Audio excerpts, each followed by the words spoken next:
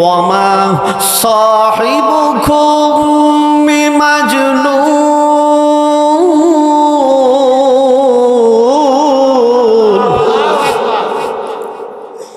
এইবার নবীজি ডাক দিয়ে বলে, ও চাচা আপনি তো আমাকে পাগল বলেন, কিন্তু আমার আল্লাহ বললেন, ও দোস্ত হাবিবুল্লাহ, আপনাকে যারা পাগল বলে সে পাগল।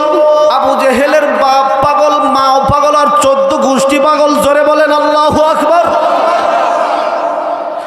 ওর বাপ পাগল, মাও পাগল, 14 গোষ্ঠী পাগল। আমার নবী বলেন, চাচা আমার আল্লাহ এই কথা বলতেছে। আবু জেহেলের রাগ হয়ে গেল।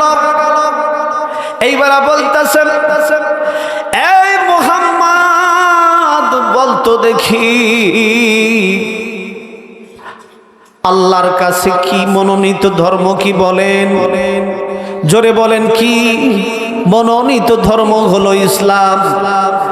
কিন্তু আবু জেহেল বলতেছে আমাদের বাপ দাদার ধর্ম হাজার হাজার লক্ষ লক্ষ বছর আমাদের শিখে গেছে আগে। এইটাই সত্য নাকি তুই যেইটা কালেমার দাওয়াত দিস ওইটাই সত্য? এইবার আমার নবীজি কোরআন তেলাওয়াত শুরু করলেন। আমার নবীজি কোরআন থেকে তেলাওয়াত করতেছেন, ইন্নাদ-দীনা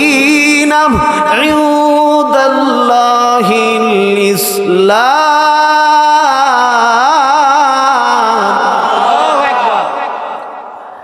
আমার নবীজি ডাকতে বললেন, ও চাচা লক্ষ লক্ষ হাজার হাজার বছর আগে ঘোষণা হইতে পারে, কিন্তু আমার আল্লাহর ধর্ম হলো মনোনীত ইসলাম।